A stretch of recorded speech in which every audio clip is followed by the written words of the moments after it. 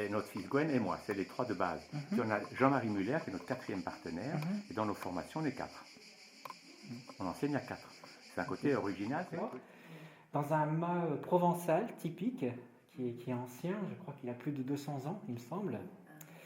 Et puis dans ce grand mât qui a je ne sais pas combien de pièces, mais ça occupe quand même une belle superficie, vous accueillez donc des stagiaires qui viennent vous voir pour prendre un enseignement. Alors vous avez plusieurs types de cours. Et sur les cours, celui qui nous intéresse aujourd'hui, que pourrait évoquer, ça va être sur le chamanisme. Mais avant d'aborder le sujet, j'aurais quelques questions donc, sur votre passé qui est assez extraordinaire, si je peux dire. Alors, vous n'êtes pas française, déjà, ni suisse. Vous avez rencontré Tal à Genève un peu plus tard. Et vous venez de Madagascar, c'est ça? Oui, absolument. Alors, bonjour et enchanté. Et aussi bonjour à tous, hein, parce que comme on est en tournage. Alors, il est vrai qu'on est dans un mât provençal avec plusieurs pièces. Et comme on accueille donc en résidentiel ici, Tal, docteur Christantal Chaler, mon fils Gwen Clapp et moi-même, nous avons maintenant donc 5 chambres d'hôtes qui nous permettent d'accueillir des gens qui viennent et ils bénéficient, comme dans les chambres d'hôtes. Donc ce sont des groupes, hein. Vous faites ça avec des groupes qui ont en général combien de participants par session? En principe, en fait, donc on a plusieurs groupes, mais comme on a un hôtel à côté, ceux qui ne peuvent pas être reçus ici peuvent aller, l'hôtel se trouve à peine à 100 mètres à pied. D'accord, donc ça veut dire que... Voilà, et puis on est très bien desservi parce que on est dans la Drôme, mais limitrophe avec l'Ardèche, qui se trouve juste à 100 mètres. On a le Rhône qui nous sépare. Il y a le village magnifique de Bourg-Saint-Andéol. Et nous, on se trouve en fait en fin de Pirlate. On n'est pas dans le centre-ville de Pirlate, on est en fin de Pirlate. En dehors de ça, même tout ce qui est autour, on ne voit pas. En plus, chez nous, dans ce domaine, il y a vous des êtes grands caché. arbres. Voilà, vous avez des grands et arbres. Ça s'appelle le champ des arbres. Le champ des arbres. Et alors, il y a des commerces, il y a des restaurants, il y a des... Et puis, alors, c'est un lieu très touristique. On est à peine à 1 kilomètre maximum d'un lieu très connu qui s'appelle la ferme aux crocodiles, qui attire vraiment des milliers de touristes. Et on n'est pas loin des grottes qui sont dans l'Ardèche, à 15 minutes, à 20 minutes, à 35 minutes. Alors, venir ici, c'est pas seulement pour faire des stages, parce que comme on est en chambre d'hôte, tout le monde peut en fait venir bénéficier de lieux, nous rencontrer ou ne pas poser des questions, s'intéresser à la question. Voilà. Et puis, donc, c'est vrai que je suis originaire de Madagascar, mais quand j'ai connu Tal, j'étais déjà mère de 3 enfants, et lui d'un enfant. On était tous les deux séparés. Et j'étais mariée avec un Français qui était chirurgien dentiste. Donc j'étais déjà française, avec des enfants français, malgaches, métis malgaches. Et puis aujourd'hui, comme je me suis mariée avec Tal, donc ça fait maintenant plusieurs années, presque plus de 20 ans. Donc maintenant, en fait, je suis aussi suissesse. Oui, d'accord. Alors expliquez ce que m'a raconté Tal, c'est assez extraordinaire, c'est que vous veniez de Madagascar, et à Madagascar, on va dire, on est quand même assez ouvert à tout ce qui est les pratiques, les croyances du chamanisme. Vous avez également eu un peu l'instruction, au moins la culture qui avait été venue. Et quand vous êtes passé en France, vous avez tout oublié. Voilà, vous êtes passé dans un mode la société occidentale, moderne pendant plusieurs années. Et c'est après votre séparation, la rencontre de Tal, que vous êtes revenu quelque part à vos origines.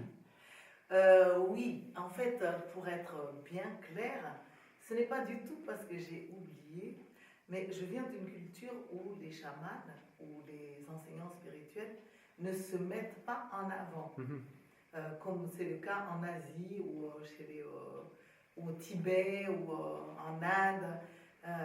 Les chamans ou les maîtres spirituels se présentent en Amérique du Sud ou en Amérique du Nord. Donc moi, je viens d'une tradition où les chamans ne se présentent pas. C'est à ceux qui ont besoin d'eux de les chercher. D'accord. Donc, et puis ensuite, on ne s'appelle pas chaman. Alors, comment on dit à Madagascar? À Madagascar, chaman, c'est un peu celui qui va aider les gens qui ont des problèmes. C'est un peu le médecin du corps, le médecin des âmes. Ce n'est pas au niveau comment dirais-je, des fonctions, des attributs, des dons et talents qui est la différence. Mais c'est le mot chaman qui est d'origine donc sibérien. Et donc c'est un mot qui n'est pas du tout connu partout dans le monde. On utilise le terme au Madagascar? Quel est le nom? Non, pas du tout. On utilise le mot sorcier, le sorcier, comme dans beaucoup de pays d'Afrique. Mais en même temps, comme moi j'ai été cultivée dans un milieu judéo-chrétien protestant, donc pas calviniste comme en Suisse. Ah, c'était pas très compatible. Mais luthérienne. Oui. Mes parents m'ont même interdit, quand j'étais enfant. Il y avait un conflit. Pas seulement interdit à moi, mais interdit à tous les enfants, à toute la fratrie. Et mes parents eux-mêmes, alors qu'ils avaient des dons de chaman, mes grands-parents, uniquement parce que la religion était là, ils se sont privés de leurs dons et talents au nom de devoir appartenir à une... on va dire une secte, quand même. Bon, la religion, elle a ses règles, ses lois, elle encadre. Exactement. Et du coup, si c'était pas compatible, ils ont fait leur choix. Voilà, donc déjà à Madagascar, il y a beaucoup de Malgaches qui se renient. Il faut dire, beaucoup de Malgaches ont peur d'être reconnus comme chamans. Parce que déjà, entre Malgaches, c'est la religion qui a la prédominance. Et il y a eu des intentions énormes pour avoir des ouailles de la part des catholiques, avec presque des achats d'âmes. Parce que c'était, tu te reconvertis. C'était les missionnaires, ils ont fait des dégâts quelque part. Tu te reconvertis et je paye l'école de tes enfants.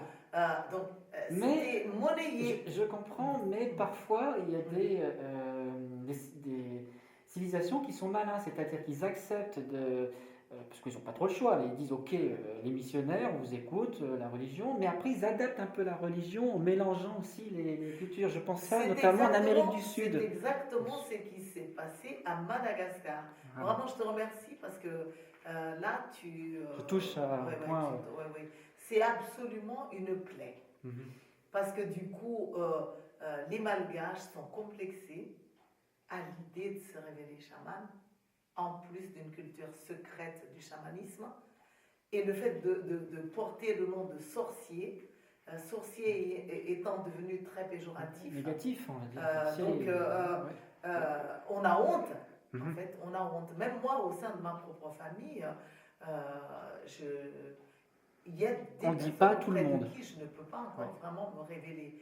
Mais non pas par peur d'eux, mais par respect. Parce que je n'ai pas non plus envie de pousser sur un climat de conflit. Et pour en revenir à ta question de tout à l'heure, quand je suis arrivée en France, je n'ai pas dit, je viens d'une culture qui ne révèle pas ses talents spirituels comme ça. Et de deux, je viens également d'une culture où on nous a appris d'abord à observer. C'est une culture qui vient, c'est pas une culture écrite, Madagascar. C'est une tradition orale. Voilà, c'est une tradition orale. Donc on a appris depuis l'enfance à d'abord observer, à écouter et à tirer de leçons à partir de ce qu'on observe. Donc quand j'ai connu Tal, en fait, j'étais en phase vraiment de me renier complètement parce que je voulais tellement être civilisée en ayant des enfants. Je voulais avoir des enfants adaptés socialement en France. J'ai en effet choisi de faire partie des personnes classiques plutôt que des personnes qui sont chamanes. Parce que si on a vu, il y a une connotation péjorative, négative. Oui, j'ai remarqué très tôt que ça a une connotation péjorative Et donc pour le protéger fait de- les enfants, quelque part, Voilà, c'était c'est mieux ça. de dire on va pas là-dedans parce qu'on est traité de, Voilà. de charlatan, de Exactement. fou. Pour me protéger moi-même, Ouais. parce que en ce moment-là, je me recherchais aussi, j'avais à peine une trentaine d'années, j'avais l'âge du Christ. Donc quand j'ai connu Tal, j'étais vraiment en recherche de moi-même. Donc du coup, j'étais dans cette phase de vouloir m'adapter par tous les moyens. Et puis, je ne reconnaissais pas le terme de chaman. Alors j'étais là, chaman, qu'est-ce qu'on appelle chaman? Même channel, pour canaliser les énergies, comme on utilise donc aux États-Unis, parce que canalisation, ça fait un peu Les tuyaux. canalisation des tuyauteries. Les Américains disent channeling, les Québécois également, les Canadiens disent également ça. Donc du coup, j'ai d'abord passé un certain temps à écouter pour comprendre de quoi est-ce que on me parlait. Quel était le sujet et c'est pour aller dans quel objectif. Et enfin aussi, j'étais d'une culture où quand j'ai quitté Madagascar, c'était dans la vision que je laissais derrière moi des pauvres gens. Que je partais dans un pays, dans une civilisation tellement évoluée qu'il n'y a plus de malheureux, il n'y a plus de malades. Les images qui circulaient à Madagascar, c'était les images en fait des assurances-vie, où les parents se tiennent la main avec un enfant au milieu en regardant vers le futur, le gazon à côté, les grands arbres, le soleil. Je suis partie avec l'idée, pauvre des miens, que je laisse derrière moi, je vais aller vers la civilisation, voilà, vers où le tout progrès. est réussi, Ouais. où il n'y a plus de peine, il n'y a pas de souffrance, il n'y a pas de maladie. Et quand j'écoutais, en fait j'étais introduit déjà dans la médecine que Tal préconise, la médecine naturelle. Déjà, je suis restée baba. Je suis vraiment une bonne disciple de Tal. Je suis en admiration avec ce qu'il fait. Je trouve que c'est vraiment un homme pionnier de la médecine naturelle, l'alimentation, la gestion des émotions, la connexion avec les anges. Des fois, j'y suis étonnée, hein, mais je comprends parce qu'il y a le proverbe qui dit « Nul n'est prophète en son propre pays ». Je me dis « Ah, le pauvre Tal, hein, peut-être après sa mort seulement, on le reconnaîtra ». Parce qu'il y a tellement de dissidents de ces choses que du coup, j'atterrissais à la fois dans un monde extraordinaire, magnifique, où tout ce qu'il disait, je trouvais que c'était extraordinaire, c'était sensé. Oui, mais il y avait une connexion, parce que c'était déjà des choses qui étaient parlées peut-être pas sous les mêmes noms, sous la même forme, mais en tout cas, il y avait un lien. Voilà, et ça permet de les rapprocher. C'est comme si Tal me ramenait chez moi. Oui. Mais un chez moi où les gens ne savaient pas verbaliser ce qui était. Donc, Tal mettait en mots ce qui résonnait dans mon pays et qui aidait beaucoup de gens, mais sans que les gens sachent les enseigner. J'étais là, mais en même temps, le même Tal qui me fascinait était contredit par des tas de gens, même qui n'ont jamais fait de démarche, qui n'ont jamais expérimenté quoi que ce soit, mais qui ont tout simplement peur d'être remis en question. Donc il était contredit par l'image de la civilisation parfaite, exactement. Et on voit que c'est pas ça, c'est que malheureusement il y a un mal qui fait que c'est l'argent, quoi, le veau d'or, l'argent, et puis pour le profit, on prend des mauvaises décisions. C'est-à-dire que si on peut soigner naturellement ou pas cher, ils ne le feront pas s'ils peuvent proposer une solution qui est plus coûteuse, mais qui va leur rapporter. Absolument. Donc, pour une fois de ma vie, j'ai découvert que on peut vivre sur deux planètes. Et j'ai d'ailleurs des membres de ma famille dont certains ont perdu la vie. Je viens de perdre même une sœur parce qu'ils n'entraient pas du tout dans ça, dans ce domaine. C'est le grand écart. Il faut savoir... Je comprends un petit peu parce que comme moi j'ai vu que c'était insécurisant de quitter un confort pour aller vers en fait se découvrir soi-même et découvrir le monde sous d'autres angles. Je ne peux pas en vouloir à ces gens qui... Mais en même temps, c'est plein de paradoxes. Qui préfèrent Parce perdre la qu'on vie. peut dire que oui, on a le confort matériel, on a les choix, mais est-ce que par ce confort, on est forcément heureux? Non, il n'y a pas de lien. On peut être dénoué de tout. Il y a des gens qui vivent dans une cabane, puis sont heureux. Alors, Oui, mais c'est là, aussi la question. ouais. Mais quand on philosophe, ou on monte dans un raisonnement intellectuel magnifique, parce que on ne rejette pas tout ce qui est intellectuel. Intellectuel, dans l'intelligence, c'est clair qu'on a envie de dire, mais l'idéal, c'est qu'on comprenne ça. Mais le problème, c'est que les gens sont prisonniers de leur culture, qui ont fait naître des croyances, qui ont fait naître des attitudes, et ça ne leur permet pas d'avoir la case ou le fichier qui permettrait de comprendre en fait les enseignements de Tal Chaler ou d'autres personnes qui sont dans cette mouvance d'éveiller les gens à se rappeler que l'intelligence, la sagesse vient d'abord de la nature et des esprits qui nous guident dans toutes les directions, et qu'on peut apprendre de la vie. On peut apprendre à s'écouter soi-même, parce que notre corps a une sagesse prodigieuse. En fait, il sait de quoi il a besoin si on lui permettait de nous guider. Donc vers le ce corps dont il a besoin. peut se guérir lui-même, il peut se faire, c'est surtout ça qui est important et qui n'est pas reconnu dans la science d'aujourd'hui. On peut dire qu'on parle de religion des dogmes, mais la science est parfois aussi une religion, c'est-à-dire qu'on ne remet pas en cause, elle est hermétique à certaines choses. On parlait tout à l'heure, voilà, il n'est pas dans une case. Pourquoi? Parce qu'on ne veut pas créer la case. On dit non, ça n'existe pas, on ne cherche pas.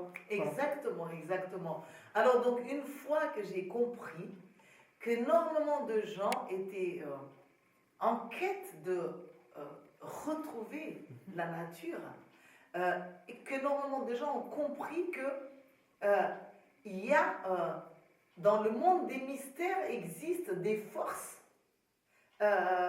qui génèrent quand même la vie, et que malgré la science, la technologie, tout ce qu'on fait dans les hôpitaux et tout, ben, il y a des gens qui ne guérissent pas avec ces moyens scientifiques.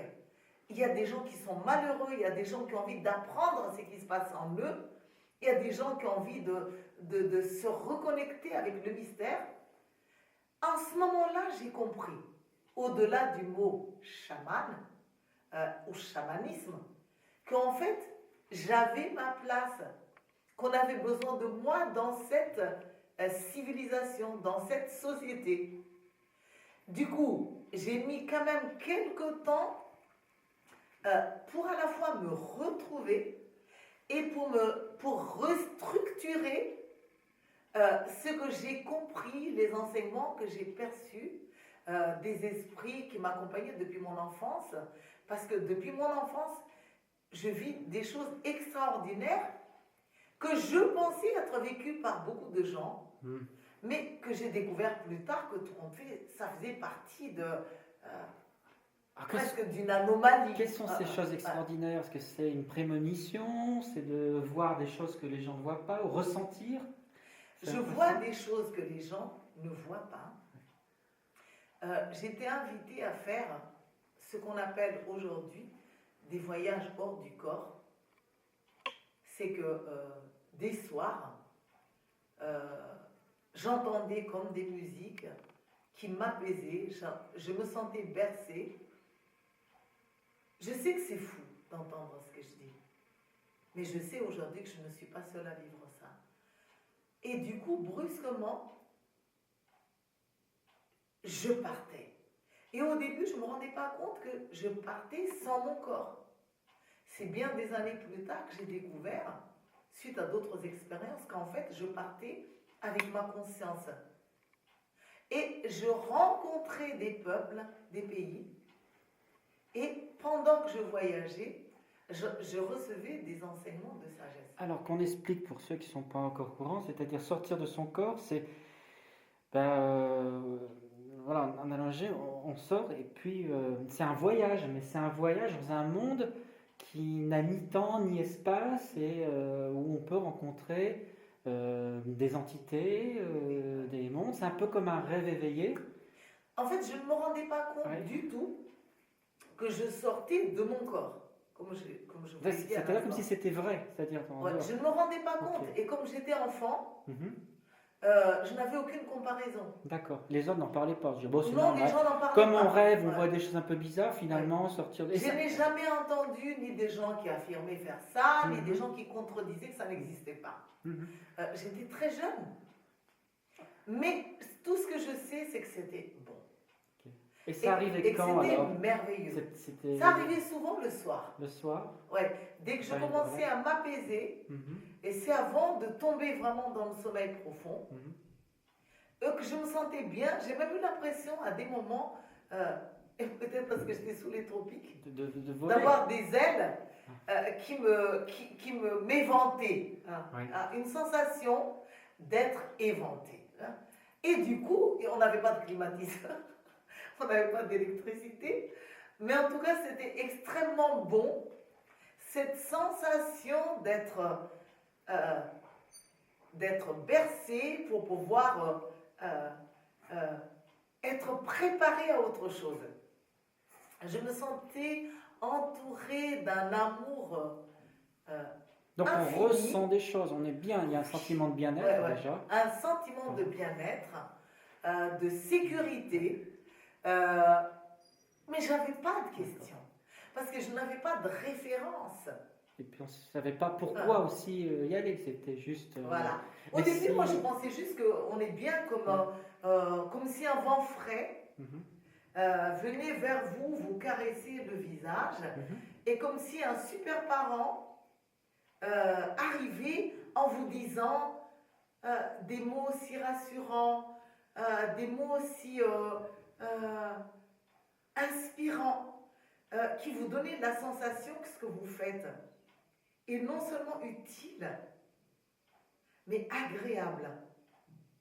Et un sentiment de grandir, de se propulser, de ressentir comme une espèce de tout. C'est un relâchement total du corps. Voilà, l'esprit s'échappe. Là, c'était juste, étant enfant, il partait, mais il partait pas très loin. Mais après, l'expérience chamanique peut aller loin, il peut aller vers des rencontres.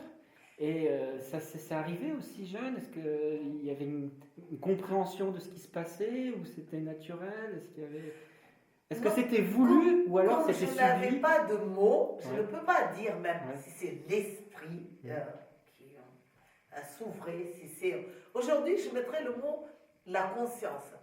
Parce que à force de côtoyer des gens, j'ai appris des mots, j'ai appris des faits, quand même, on arrive à s'identifier. Parce qu'on se découvre n'ayant pas été seul à avoir vécu ce genre d'expérience. Ce qui est très rassurant. Mais en même temps, il faut savoir garder le cap de rester dans ses faits à soi, pour ne pas se comparer à quelqu'un et copier ce qu'a vécu un tel. Par exemple, en Occident, j'ai découvert qu'il y a des gens qui faisaient des voyages, qu'on appelle en fait ce genre de voyage des voyages astraux, et des corporations même.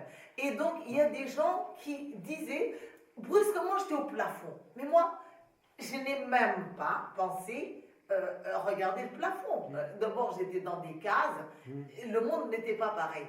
Et puis après, il y a des gens qui disaient, je voyais mon corps allongé en dessous. Mais moi, à aucun moment, je n'ai eu l'idée de regarder où était mon corps.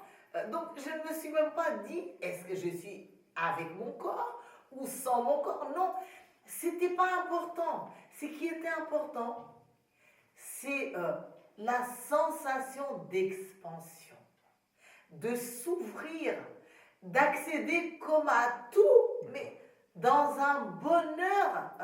En fait, c'est plus être limité à son corps, c'est de partir et de rejoindre une entité, faire partie d'un... D'être tout. Alors, du coup, je ne peux pas dire l'esprit. Tout ça, c'est plus tard. Aujourd'hui, quand j'enseigne, j'ai envie de mettre des mots sur ça. Mais si on me donnait la parole, je dirais, c'est vraiment mystérieux. C'est une sensation seulement d'expansion, d'être partout en tout et de bénéficier d'une bonté extraordinaire, sans nom, incomparable à ce qu'on a vécu jusque-là. Et une sensation de sécurité, de sérénité, d'être dans la paix. Et ce qui m'accompagnait et qui m'aidait énormément, c'est d'être accueilli comme dans un chant, chant, des airs, de musique grandiose. Tous les sens sont en éveil. Voilà, c'est ça. Je pense, dans cet espace, c'est comme on vole, donc vous voyez des choses, des belles choses qui étaient rassurantes, les sensations, la musique, les sons, peut-être les Tout odeurs, était lumière, tout était lumineux, okay. Et surtout, la découverte que partout où on pose son regard, on a un message et on comprend. Une sensation d'être guidé à comprendre le sens de ce qu'on regarde, la raison d'existence de ce qu'on regarde, et de comprendre. C'est une espèce d'éducation, j'avais envie de dire extraterrestre, mais sans vouloir utiliser le mot extraterrestre comme on parle de ces films. Oui, mais je veux dire, c'est de sortir. Oui. Mais ça, c'est peut-être des choses qui sont venues plus tard, parce qu'enfant, on n'a pas conscience, c'est un peu comme un Mais jeu, j'avais la conscience d'apprendre. Oui, d'apprendre quand même. De recevoir, d'apprendre, de pénétrer le mystère. Et ça venait naturellement tous les soirs où il fallait Je ne peux pas dire tous les soirs parce que c'est pas réglé. Mais assez fréquemment. Fréquemment, pour moi. Durant toute mon enfance, c'était fréquent. Et ça faisait du bien à chaque fois. Ça faisait du bien à chaque fois. C'était un peu comme un phénomène d'auto-hypnose, quelque part. Et exactement, puis, exactement. Ça, et donc, j'étais tellement bien jusqu'au jour où j'ai osé en parler à ma mère. Et là, ma mère... Elle n'a pas accepté. Elle n'a pas accepté. Parce qu'elle savait ce que c'était, peut-être. Justement. Oui. Mais elle ne m'a pas dit au moment où elle a refusé que c'est parce qu'elle savait et qu'elle avait elle-même été éduquée par des pasteurs qui lui ont préparé des réponses. Donc, et quelle réponse elle a dit alors? Elle a dit, écoute, tu sais, ça, c'est pas du tout... c'est pas bien. C'est diabolique. C'est pas sain. D'ailleurs, elle m'a dit, la preuve, c'est que si tu appelles Jésus à ton secours, tu vas découvrir que cette énergie t'empêche de parler. Tu ne vas pas pouvoir appeler. Mais moi, enfant, j'ai jamais eu d'éducation de personne. Et dit, voilà, je te dis simplement qu'elle me dit, si tu appelles Jésus à ton secours, tu vas découvrir que tu ne pourras même pas parler, tellement cette négativité te possède. Alors c'était déjà un choc. Parce que de dire une bonne expérience, puis on dit, et puis ton enfant on marque, surtout quand les parents disent quelque chose, on écoute. Parce voilà, c'est ça. Ça va de la raison. Puis quand on dit c'est du mal, c'est... Exactement. Donc la fois d'après, lorsque j'ai voyagé, j'ai d'abord voyagé très bien, j'ai complètement même oublié ce qu'a dit ma mère, j'ai complètement oublié les conseils. Et puis, vers la fin du voyage, je me suis rappelé de ce qu'a dit ma mère. Il y a comme une voix qui a dit, attention, ta maman a dit attention, attention. Et une voix stressante. Et ça me stressait, c'était pas bon, c'était pas bon. Alors que le stress n'existait pas avant, le stress est non, venu il n'existait pas. De là. Et donc, du coup, j'ai commencé à dire, en malgache, Jésus, c'est Zéchouch. Ce qui veut dire Jésus. Ouais. Jésus, Zéchouch. Alors, j'étais là, j'étais obéissante, j'ai dit, voilà, il faut que tu dises Zéchouch. Et j'ai découvert que j'avais les dents qui étaient serrées comme ça, le corps comme ça. Et quand je suis retournée, j'ai donné raison à ma mère. J'ai dit, mais c'est vrai, je ne peux pas appeler Jésus, je ne peux pas prier, c'est négatif ce que je vis. Je me suis coupée de ça d'abord. J'ai coupé parce que j'avais très peur. Brusquement, je me suis empêchée. J'ai dit non, non, non, non, non, non, plus jamais ça. Et plus tard, quand je suis arrivée en Occident et que j'ai rencontré des gens en étant avec Tal, où l'alimentation, la spiritualité, la sagesse étaient là, j'ai rencontré des voyageurs de l'astral.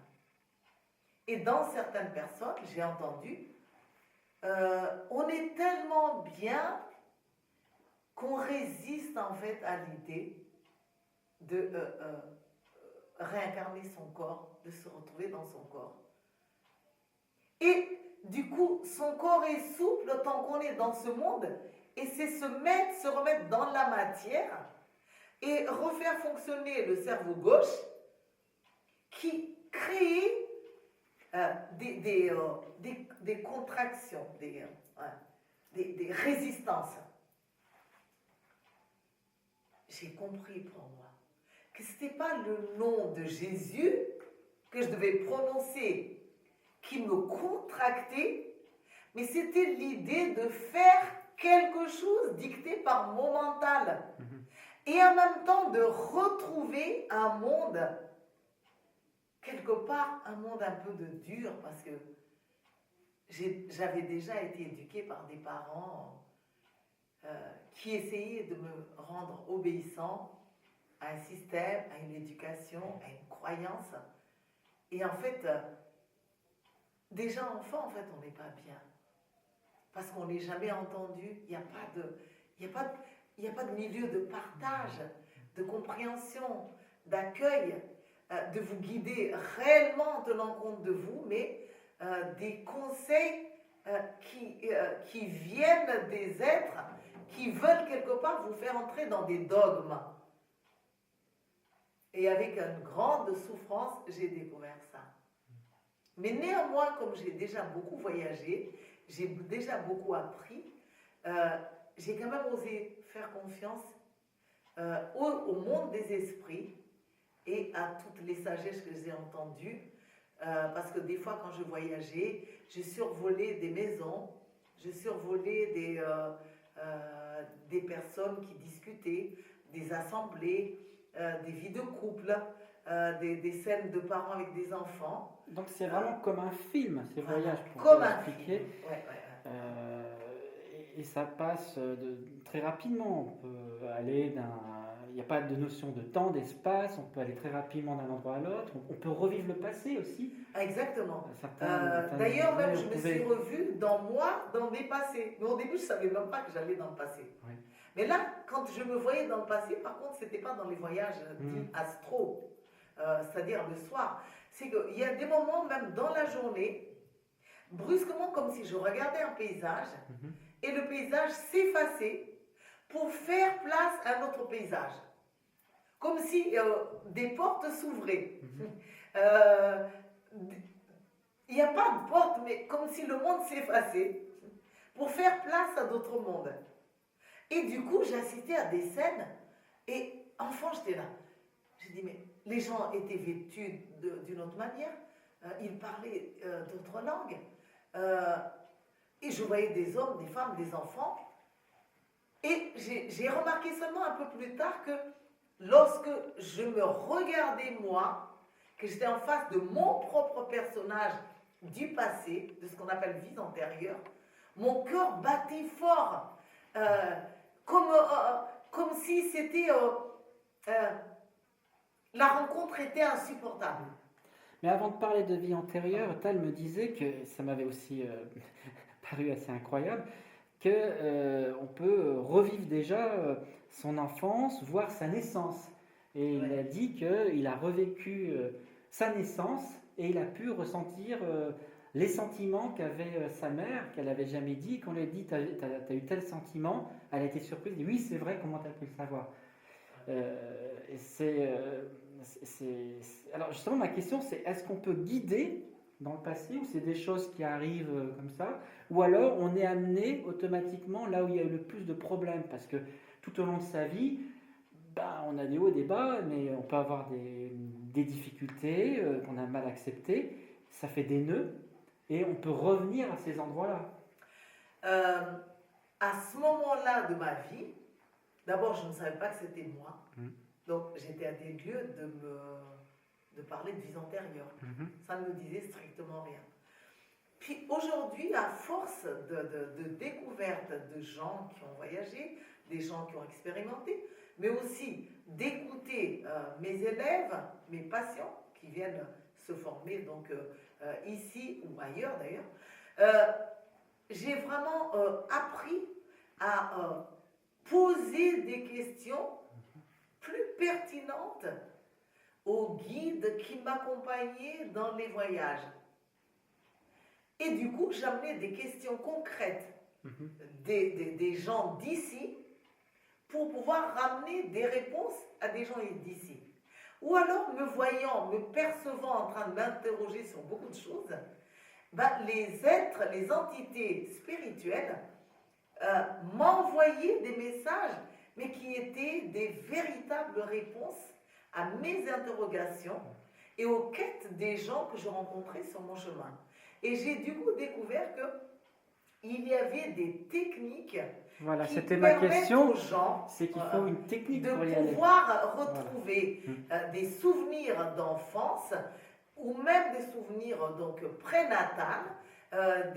prénataux, et des souvenirs même de vie passée. Alors, quelles sont ces techniques? Parce que je vois des instruments, alors on pourrait dire c'est du folklore. Non, ils ont une réelle utilité, ces instruments. Ils permettent de se mettre dans un état ou de faire appel. Je vois, il y a souvent comment on appelle ça un peu, le tam-tam, le tambour. Il y a le tambour, il y a des maracas, il y a des sifflets. Et ce sont des sons, en fait, qu'on explique un petit peu, qu'on les utilise.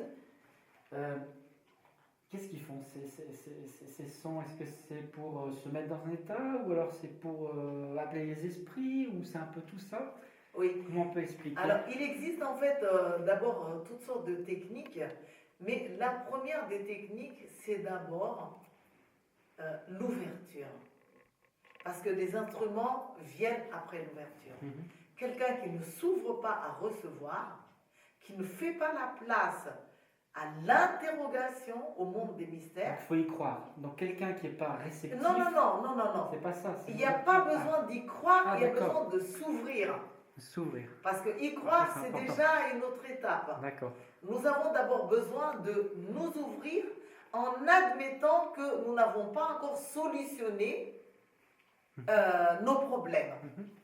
Et donc, dans cet état d'ouverture, je me mets dans la réceptivité. Parce que, en fait, les techniques chamaniques ou spirituelles ne sont pas des techniques qui ont pour objectif d'obliger les gens, mais de leur proposer d'expérimenter, de sentir, de percevoir par eux-mêmes ce qui se passe. Et donc, lorsque les gens sont ouverts, ils font eux-mêmes la démarche de venir. Ceux qui ne sont pas ouverts, ils ne viennent pas. Donc déjà, le premier filtre, il est déjà mais pourtant, il y a des gens sceptiques qui viennent parfois parce qu'ils disent c'est ma dernière solution, je ne comprends pas, je suis malade, j'ai pris des trucs, ça ne marche pas, puis ils disent je vais essayer. Et ça peut être une révélation. Mais essayez pour les gens qui sont déjà malades, les gens qui se trouvent en fait comme un manque de solutions, de résoudre leurs problèmes, c'est déjà une ouverture. Il y a même des gens, des fois, qui attendent jusqu'à 2 doigts de mourir pour venir. Nous, on a même déjà eu des cas, on ne pouvait plus rien faire. Ouais. Moi, je me rappelle d'un ami qui avait le cancer des poumons, qui était pourtant quelqu'un de très ouvert, mais qui était terrorisé par sa famille qui menaçaient de l'abandonner ou menaçaient même de porter plainte contre des gens, des thérapeutes ou des chamans qui pourraient l'accueillir. C'était une situation très difficile. Quand il était arrivé chez nous, il n'avait plus de moyens, il n'avait plus d'endroit, il ne savait pas où aller et il était déjà au stade du cancer très évolué. Donc les médecins ont déjà rejeté en disant il n'y avait plus que quelques jours à vivre, une question du style 1 mois ou voire 2 mois. Donc ils ont été sincères. Donc quand il était arrivé, il était là. Et on se trouve sans assistance avec un malade de cette importance. Parce que dans un hôpital, tout est organisé. Il y a des infirmières, il y a des médecins qui passent régulièrement. Et en même temps, on se trouve avec un cas comme ça et avec une menace au-dessus de notre tête. Parce que quand la personne meurt dans un hôpital, c'est normal. Mais si la personne meurt chez nous, vous n'avez pas su faire, on n'a pas su faire et on pourrait même avoir un certain membre de la famille contre et qui peuvent porter plainte. Donc, soit c'est l'État lui-même qui déclenche des problématiques, ou soit c'est certains membres de la famille qui ne sont pas eux-mêmes prêts à changer leur mode de vie, leur façon de voir le monde, leurs croyances. Donc, du coup, on a dû faire appel à la famille de cet homme, la famille que nous connaissions déjà auparavant, et on leur a dit qu'est-ce que nous faisons parce qu'on est seuls. On leur a proposé soit vous venez ici pour à la fois l'assister dans ses sommeils, ou à la fois pour être présent pour le nettoyer, mais nous ne pouvons pas être à la fois aux soins chamaniques, aux soins naturopathiques, et en même temps le prendre complètement en charge. Et là, on s'est découvert en face d'une famille, en fait, personne ne voulait et puis en plus, ça vous discrédite encore plus, parce que vous dites, bah, voyez, vous les sauvez, puis ça ne marche pas. Voilà, c'est ça. Parce que on a tous les sabotages. En fait, on a toutes les résistances. Donc, c'est trop grave, et en même temps, la personne est tellement faible qu'elle ne peut pas non plus... Exactement, exactement. Et la sagesse des entités spirituelles, c'est de respecter la nature humaine dans son choix, dans son niveau de conscience. Le monde des esprits, les guides, les anges, les ancêtres, ils ne sont pas là en fait pour nous obliger. Ils sont là pour nous tendre des perches. Et c'est à nous de faire la démarche d'accepter en admettant que nous avons beau avoir vécu, avoir grandi, et qu'à un moment, il y a toujours comme une quête à l'intérieur de nous, une quête d'autre chose. Ce qui est extraordinaire, c'est que l'être humain, c'est comme si en vieillissant, se trouve toujours à un moment de sa vie avec des interrogations. Il devient sage plus tard. Et c'est malheureux, parce qu'on pourrait devenir sage, néanmoins déjà s'interroger un peu plus tôt. Et puis ensuite, ne pas accepter ce qu'on donne, mais expérimenter en s'enrichissant pour pouvoir soi-même piloter sa vie en regardant les résultats de sa démarche. Mais le problème, c'est que les gens sont tellement terrorisés. Il y a des instruments de musique qui sont donc distribués aux personnes. Et typiquement, donc, quand vous accueillez un groupe, quels sont les tout premiers exercices que vous leur faites faire? Une fois que les gens arrivent ici, on peut accueillir en fait plus ou moins de grands groupes parce qu'il y a des gens qui restent ici sur place et d'autres qui peuvent aller ailleurs qui sont seulement de passage.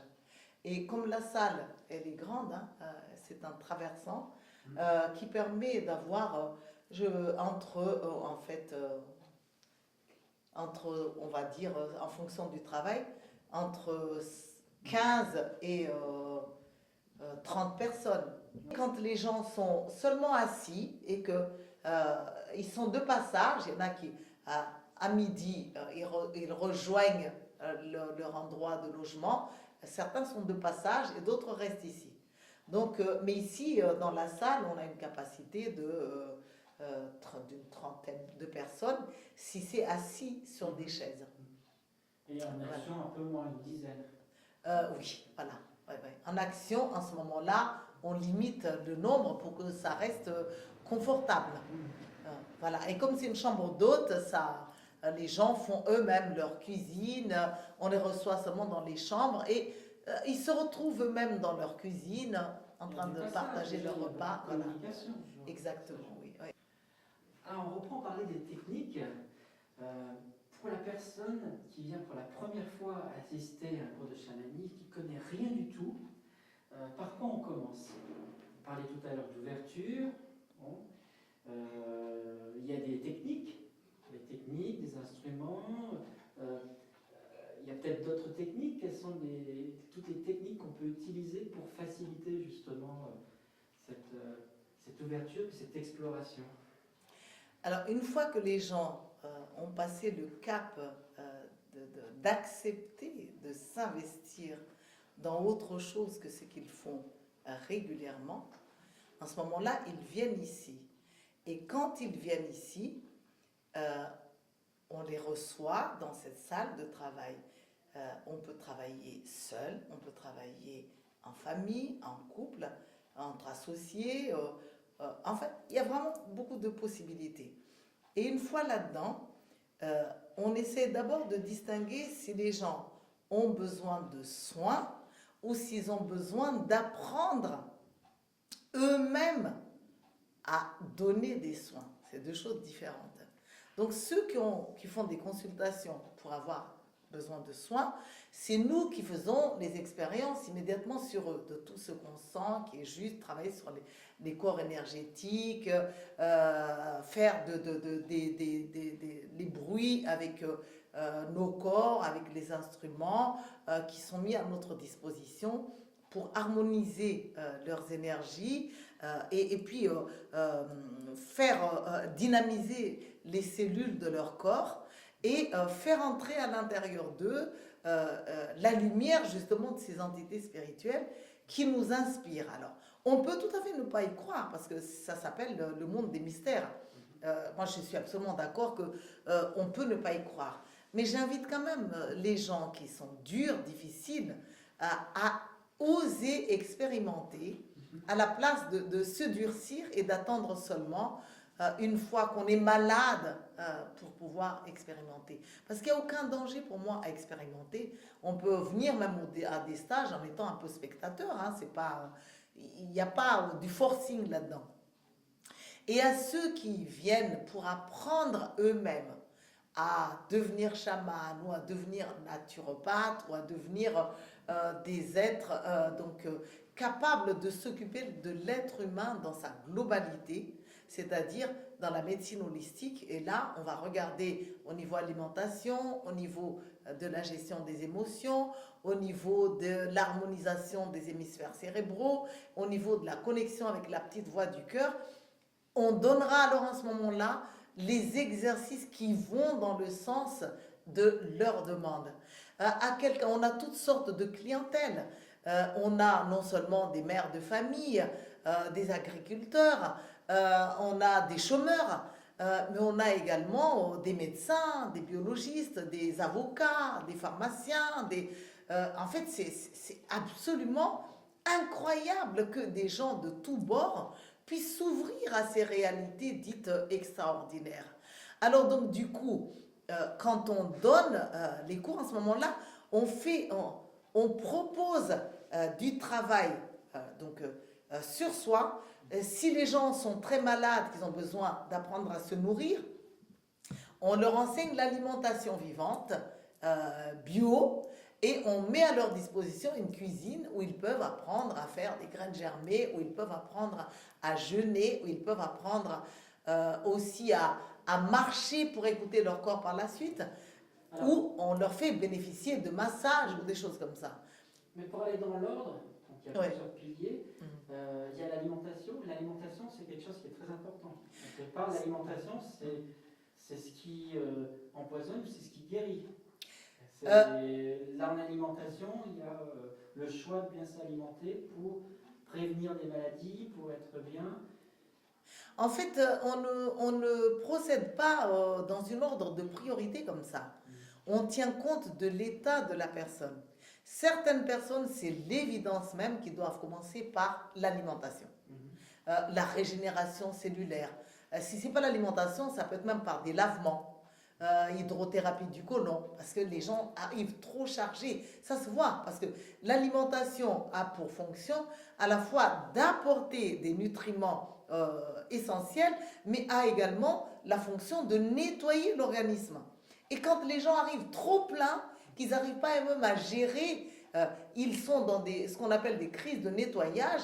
En ce moment-là, des fois, on peut commencer par aider le corps d'abord à se dépolluer. Et en ce moment-là, ça peut aller de la méthode de leur donner des soins de massage d'abord pour drainer les toxines de trop plein à l'extérieur avant de les amener à s'ouvrir l'alimentation. Alors, par le massage, parce que j'ai expérimenté avec elle, c'est un massage particulier, c'est pas le massage, on dit que le massage fait du bien, oui il va faire du bien, mais la manière qu'il est pratiqué, c'est un massage où on va quand même chercher à trouver les points durs et on va chercher ça peut faire mal quoi. Mais après le mal, il y a le bien.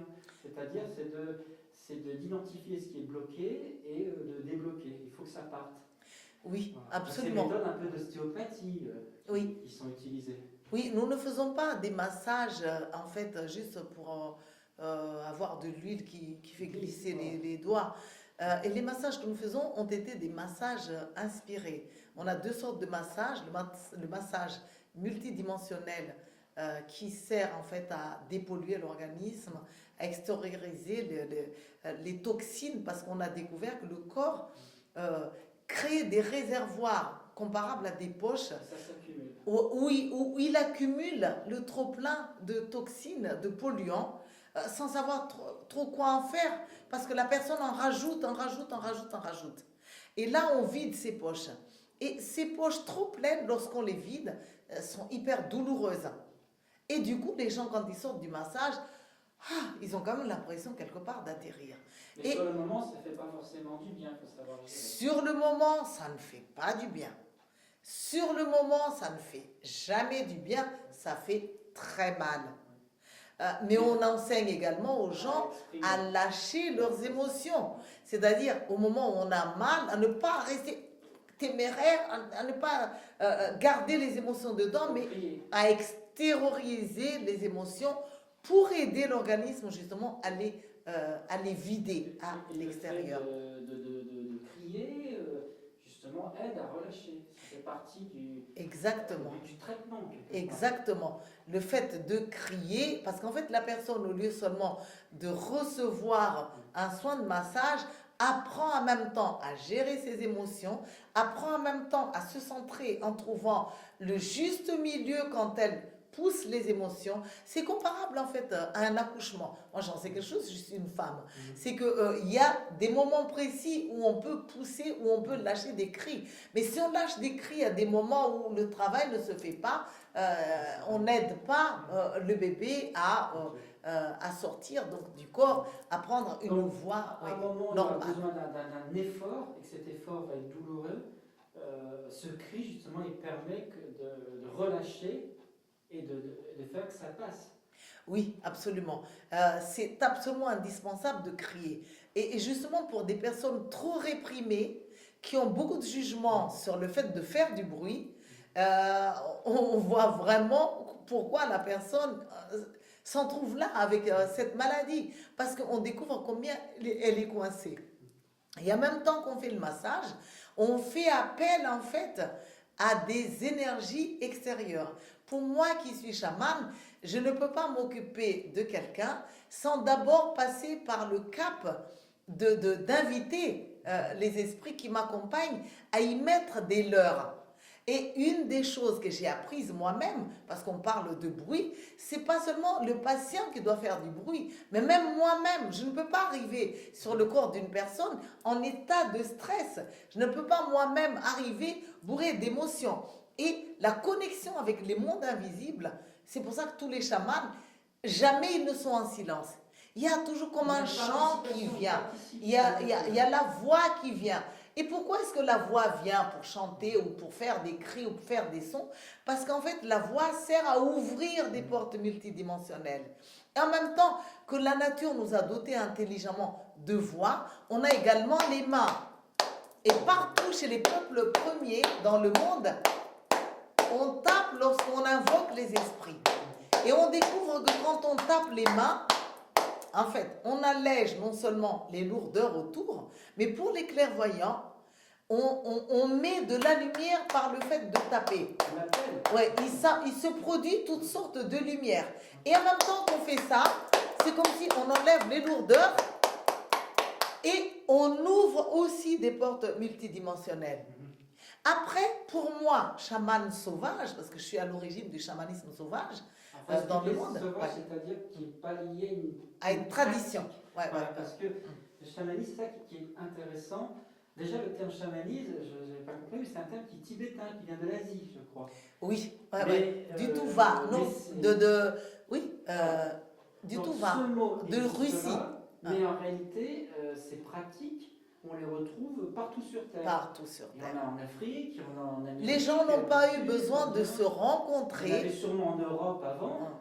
Et les gens n'ont pas eu besoin de se rencontrer ou de se connaître pour savoir ce qu'il fallait faire pour connecter au monde des esprits. C'est ça qui est merveilleux. Finalement, on a perdu avec la civilisation la religion, bon, qui a peut-être apporté des choses positives, on ne va pas tout nier, mais au moins elle a fait une rupture sur des traditions et sur, aussi sur le vivant. C'est-à-dire que l'homme, on l'a séparé, on a dit non, il ne fait plus partie de la nature, il fait plus partie, c'est un être détaché, et c'est pas vrai.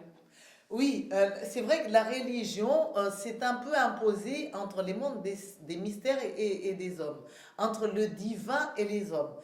Ils sont des représentants, mais des représentants, on va dire, obligatoires, à la fin, parce qu'on ne peut pas ne pas passer par eux. Or, pour les chamans, les gens n'ont pas forcément besoin de chamans systématiques. C'est qu'au début, quand ils sont en phase d'apprentissage, ils peuvent avoir besoin de chamans. Mais une fois qu'ils comprennent comment ça fonctionne, ils peuvent eux-mêmes devenir des chamans, parce que chaque être humain, chaque être vivant a un côté chaman à l'intérieur de lui-même. J'ai envie de dire, il a un côté divin. Voilà. Et c'est ça qui doit gêner les religions, c'est-à-dire le Dieu, il est unique, il n'y en a qu'un seul. Et que l'homme, forcément, il doit être humble, l'homme, il doit se respecter, il doit écouter l'enseignement du divin, Jésus, etc. Le fait que des gens veulent explorer par eux-mêmes et puis, voilà, par des sorcelleries, seraient capables de faire ce que seul Dieu est capable de faire, ça ne passe pas. Je pense que c'est ça l'explication. Oui, exactement. Mais je vois que je n'ai rien à t'expliquer. Tu as déjà compris vraiment beaucoup de choses. Donc, et du coup, quand on vient voir un chaman, il a des outils en fait qui permettent d'ouvrir des portes et de faire entrer sous forme d'énergie ou sous forme d'enseignement ou même sous forme de lumière ou sous forme d'image, parce que les gens qui vivent avec des chamans, lorsqu'ils expérimentent le chamanisme, en fait, c'est eux qui disent ce qu'ils vivent. Ce n'est pas le chaman qui dit « tu dois faire comme ça et tu dois vivre comme ça doit se présenter comme ça ». C'est chaque personne expérimente et raconte au chaman ce qu'ils ont traversé durant le temps de la reconnexion. Mais le chaman ouvre des portes multidimensionnelles. J'ai découvert pour ma part qu'une des portes, il n'y a pas de hiérarchie dans les portes. Une des portes, c'est quand on regarde au moment de faire du chamanisme, on a les yeux remplis d'étoiles, de soleil. Ce sont les yeux d'un enfant qui s'émerveille et qui d'avance avec la foi se disent il va se passer quelque chose. Ça s'appelle entrer dans l'émerveillement. Or, en Occident, il y a des chamans qui ont été formés, mais ils n'ont pas appris à faire ça. Ils ont appris les techniques, mais ils n'ont pas appris que le corps du chaman lui-même est un récepteur. Et on doit avoir, on dit d'ailleurs, les yeux sont les reflets de l'âme. On ne peut pas seulement dire, je suis dans le chamanisme, je suis dans la joie, j'invoque les esprits, je suis là, et que rien ne transperce dans les yeux. Vraiment le ressentir dans son... C'est très important dans les yeux. Et ensuite, on dit même entre êtres vivants, le sourire est un accueil. On ne peut pas permettre aux esprits d'entrer si on n'a pas le sourire qui est le portail de l'amour.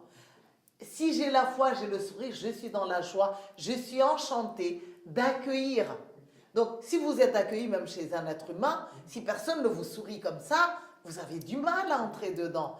Et si vous entrez dedans, vous entrez avec votre négativité. Donc, le sourire également émet de la lumière. J'ai les yeux, j'ai le sourire. Et en ce moment-là, avant même de parler des instruments chamaniques, j'ai la voix comme bruit. Et cette voix est conçue si je suis dans la joie pour chanter, pour accueillir. Si j'invite...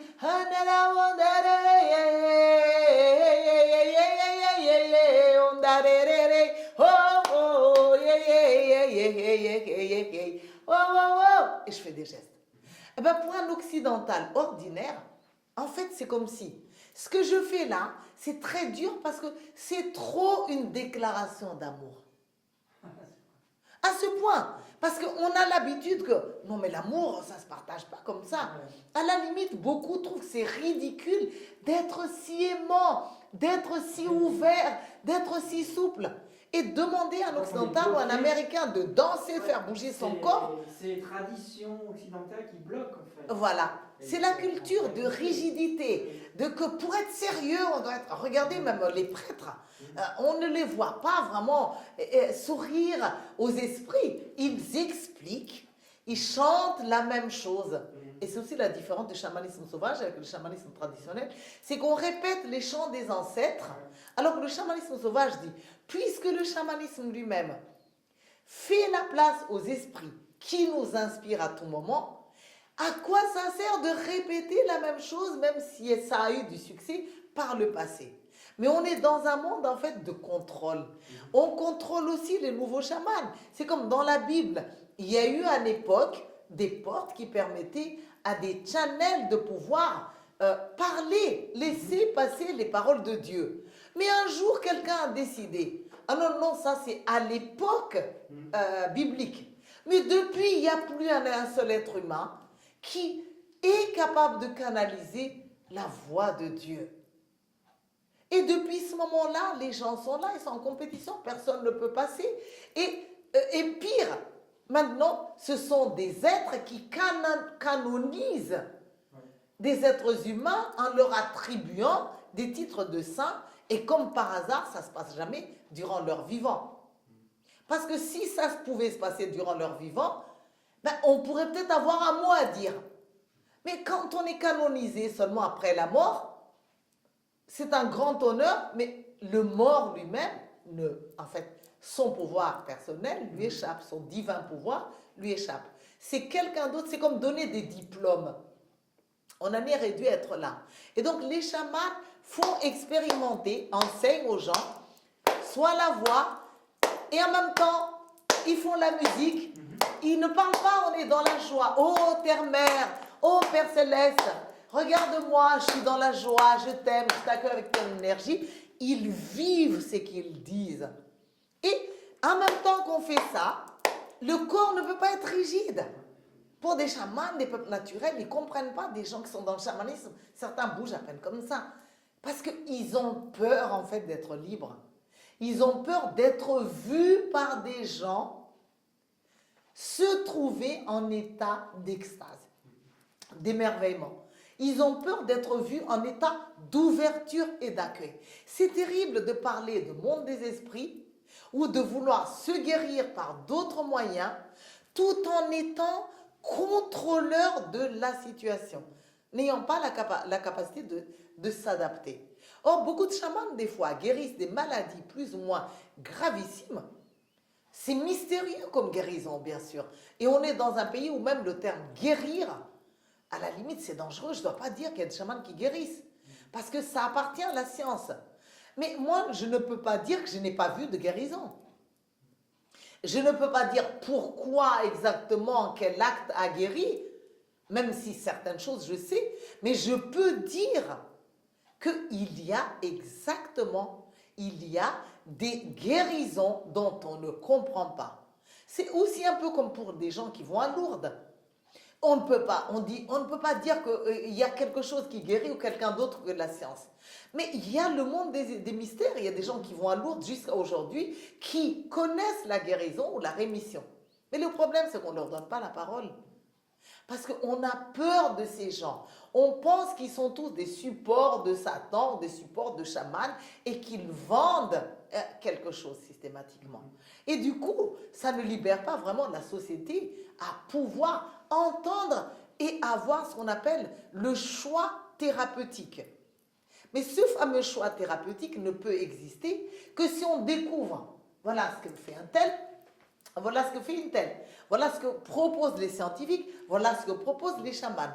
Et on goûte, quitte à ce qu'on... Voilà. Choix. C'est ce qu'expliquait Tal, il existe un hôpital aux États-Unis où le patient, en fait, on lui propose plusieurs praticiens, plusieurs techniques. Il peut y avoir le médecin traditionnel, il peut y avoir un médecin, je sais pas, 12, il peut y avoir le chaman, il peut y avoir un truc, et il va dans celui qui le sent le plus. Oui, bien sûr. Si celui, ou la religion, s'il y en a un qui dit, bah non, moi c'est que la religion, ou moi c'est que le médecin, bah, il y a plus de chances que ça arrive, parce qu'il va y croire. Oui, bien sûr. Et c'est ça. Donc finalement, on obtient peut-être le même but, mais par des moyens différents. Donc c'est une histoire de croyance. Et c'est pour ça que la religion ne devrait pas être en opposition systématique avec, comme on disait, ces chamans, les esprits, parce qu'il y a beaucoup de choses en commun.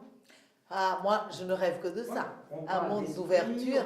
On parle de ça, on parle de démons. Oui, mais toutes ces choses, toutes les religions, toutes les cultures en parlent, seulement on les met dans des codes. C'est vrai. Et puis, on va toujours faire, comme je disais tout à l'heure, vous savez, c'est divin, vous ne pouvez pas comprendre. Voilà, vous ne pouvez pas comprendre, vous êtes comme des enfants, pire que des enfants, parce que faut surtout pas.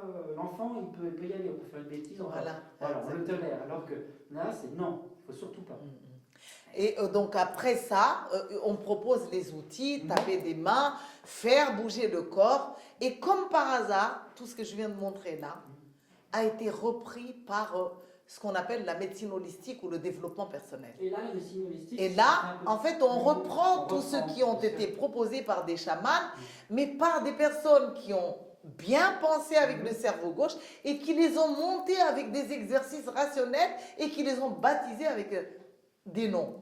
Mais quand on fait du chamanisme, on travaille sur ses émotions, on travaille sur son pouvoir personnel, la confiance en soi, on travaille sur apprendre à chanter, on travaille sur apprendre à danser. Et tout ça maintenant c'est décomposé. Ça donne, là on donne des cours de chant, là on donne des cours de danse, là on donne des cours d'énergie, là on donne des cours de méditation, là on donne un cours de confiance en soi. Alors qu'en une fois, les chamans proposent ça. Le chamanisme, pour moi, est vraiment le père de la religion et la mère de la naturopathie. Parce que pour moi, les deux viennent du chamanisme. L'utilisation des encens dans les églises, ça vient du chamanisme. L'allumage du feu, des bougies, ça vient du chamanisme. Parce que c'est la représentation donc, du feu qui monte, la fumée qui monte. Les vêtements des prêtres, ça vient des tenues de chamans. Donc, ils ont repris tout simplement. Et puis, on a les cloches dans les églises. Alors, il y a des choses qu'ils ont supprimées, mais même le coup du Père Noël, c'est du chamanisme pur. C'est le voyage vers les mondes de lumière pour aller chercher les colis qui peuvent être le travail que nous avons à réaliser durant notre séjour sur Terre pour polir nos consciences. Les rennes, c'est quoi? C'est les animaux totems. Donc, en fait, on a repris quand même des éléments du chamanisme dans ça. Et quand on est dans le chamanisme, quand quelqu'un est malade, un chaman dit, c'est quelqu'un qui a perdu son rêve. C'est quelqu'un qui est décentré. C'est pas en le gardant dans la famille, en restant dans la maison, en s'accrochant, en étant malade, malheureux, plaintif, qu'on va y arriver, mais en osant partir dans la nature. Et là, on va marcher, connecter la terre, de temps à autre pieds nus, de temps à autre avec des chaussures. Ça dépend du sol. Et dans la nature, on va sortir sa voix. On va dormir à l'ombre des arbres pour bénéficier de l'énergie des arbres, des esprits des arbres. On va plonger dans les rivières pour bénéficier de l'esprit des rivières. Et on va jeûner durant le temps de faire ce qu'on appelle une quête. J'en termine, s'il te plaît. Le jeûne vient d'abord du chamanisme, que durant la quête de vision, la personne qui recherche ses rêves, sa santé, quand elle a peur, elle va sortir des cris. Quand elle a besoin de sécurité, elle va s'accrocher aux esprits de la nature et elle va jeûner. Et pendant le temps où la personne jeûne, elle se connecte, elle se retrouve. Et quand elle sera en meilleure santé, qu'elle retrouve ses rêves, qu'elle revient à la maison. Donc, c'est une quête de vision qui peut être plus ou moins longtemps. La religion a pris le jeûne. Et au départ, même dans le ramadan, qui vient aussi d'une religion, on pourrait dire, au départ, c'était du jeûne. Longtemps. Tous les grands mystiques ont jeûné. Hein? Et les chamans ont jeûné jusqu'à ce qu'ils trouvent les traces des bisons, jusqu'à ce qu'ils rencontrent l'ancêtre qui va donner des messages et tout ça. Et plus tard, on a introduit le jeûne aussi dans les églises et dans le ramadan même. Et après, on a changé pour que les gens ne se plaignent pas trop. Au lieu que ce soit un jeûne long, c'est devenu seulement un vendredi de carême. Et c'est devenu seulement chez les musulmans un jeûne de la journée, mais qui, à la tombée de la nuit, s'arrête. Alors les gens mangent 3 fois plus. Ils s'intoxiquent même davantage. Et après, on a dit aux gens, vous pouvez même maintenant manger du poisson. Parce que le poisson, c'est de l'eau. Donc, vous voyez comment on a dénaturé les messages spirituels. Parce qu'en fait, on est sur une planète Terre où on apprend à vivre ensemble. Mais on a des outils pour s'adapter sur cette planète. On a des instruments pour que personne ne meure de faim sur cette planète. On a des recettes pour que chaque personne reste connectée au divin et que c'est le divin qui apporte des messages magnifiques pour permettre de retrouver son chemin. Et là, en des voyages, alors pour les chamans, on peut travailler à faire expérimenter des bruits aux gens pour qu'ils sentent que pendant les voyages,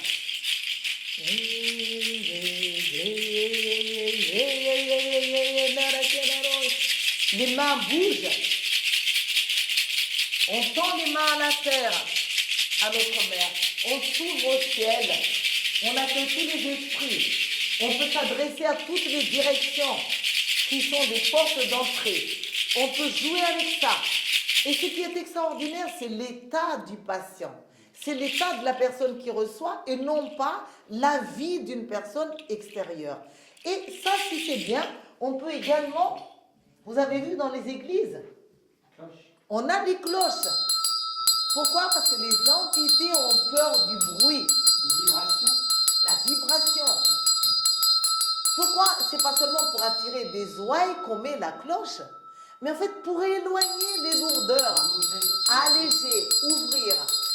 On a même dans les églises, quand on parle de travail sur les émotions, au coin de certaines cathédrales, même la Notre-Dame de Paris, il y a ce qu'on appelle les gargouilles. On se demande qu'est-ce que font les gargouilles là, au coin, avec des grimaces. Au lieu d'enseigner aux gens que les entités négatives ont peur des grimaces et des bruits et de la lumière, allumez la lumière chez vous, faites du bruit, mettez des gargouilles à l'entrée de la maison. On enseigne aux gens à avoir des nains de jardin, c'est déjà pas mal, mais bon, c'est charmant, mais ils ne sont pas dans ça. Et on a découvert plus tard que ce n'est pas par hasard que les chamans utilisent les tambours. Le tambour fait partie des instruments qui harmonisent les hémisphères cérébraux et permettent d'accéder en ouvrant des portes.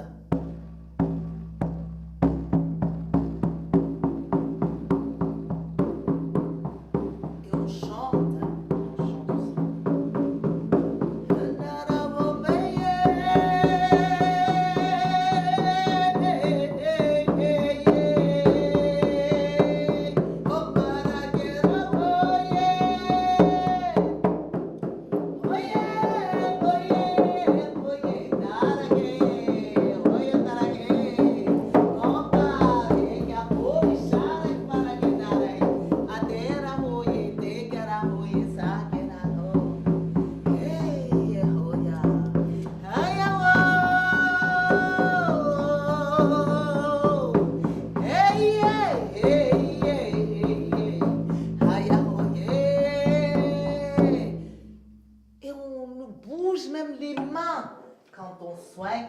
énergies, on fait bouger les corps, on peut secouer dans tous les sens d'abord, on peut éloigner, on peut même faire des bruits, on peut même, les chamans enlèvent les énergies, crachent la négative.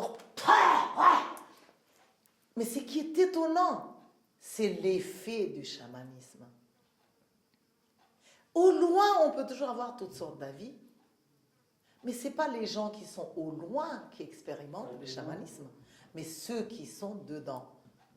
Donc moi, j'invite toutes les personnes en déséquilibre, qui ont perdu leur chemin, qui n'arrivent pas à se retrouver, avant même d'être malades, de découvrir que chacun de nous a un côté chaman, destiné pour nous adapter sur la planète Terre.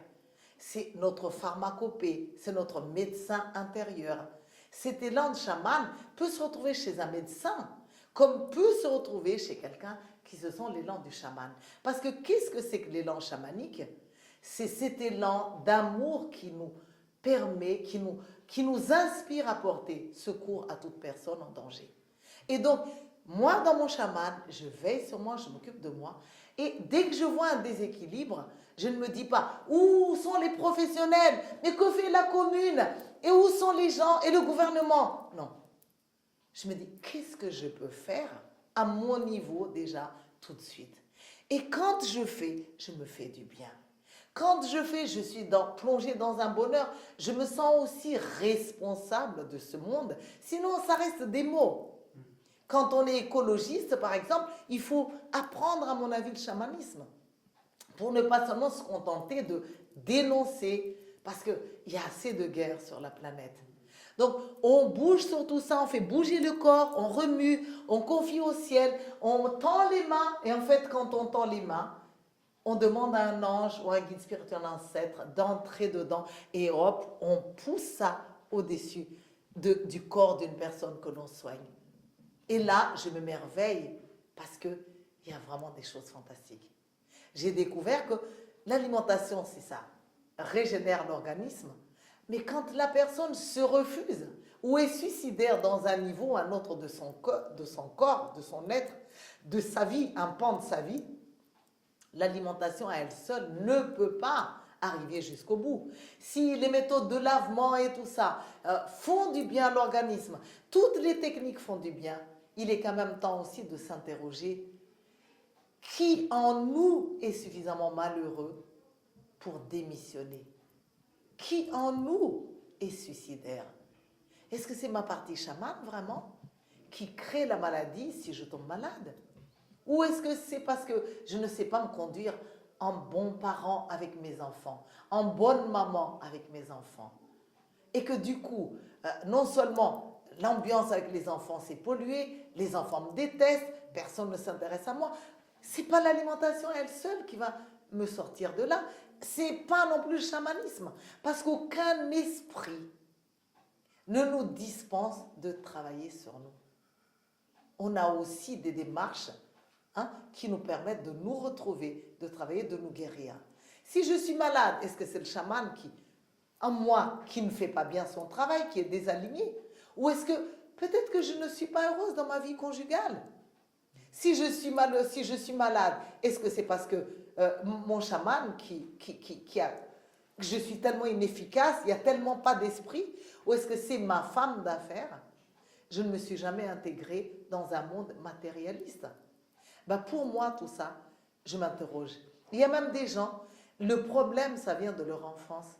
Ils sont à des âges avec des corps d'adultes, mais la voix qui sort, je sais que j'aimerais bien refaire mon enfance auprès de personnes qui peuvent se conduire en bons parents avec moi. En ce moment-là, le chamanisme aide.